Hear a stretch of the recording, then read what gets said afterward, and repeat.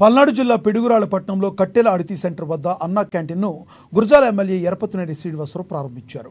అనంతరం అల్పాహారం వడ్డించి అన్నా క్యాంటీన్లో ప్రజలతో కలిసి అల్పాహారాన్ని భుజించారు. ఈ కార్యక్రమంలో పిడుగురాళ్లపట్నానికి చెందిన వ్యాపారవేత్తలు భాస్కర్రావు, కట్టమూరి శంకర్రావు, ఏలూరి చంద్రశేఖరరావు అన్నా క్యాంటీన్ కోసం విరాళాలను ఎమ్మెల్యేకు చెక్కుల రూపంలో అందించారు.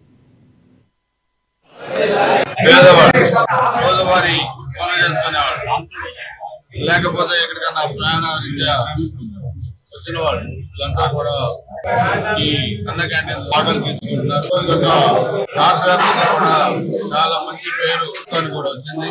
చాలా మంది కూడా ఈ అన్న క్యాంటీన్లకి దాతలు కూడా ముందుకు వస్తూ ఉన్నారు. ఎందుకంటే ఈ రోజు సమాజంలో ఉన్న పేదరికాన్ని కానీ సమాజంలో ఉన్న అసమాధానం కానీ తొలగించడమే ప్రభుత్వ ధ్యేయం, మన ధ్యేయం.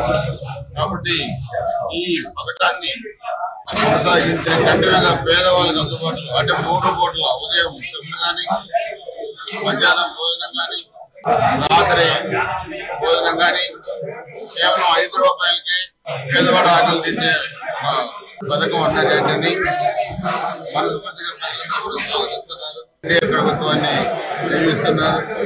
కాబట్టి ఇది మనస్ఫూర్తిగా కూడా ప్రజలందరూ కూడా గత 5 సంవత్సరాలు ఏం జరిగింది, ఇప్పుడు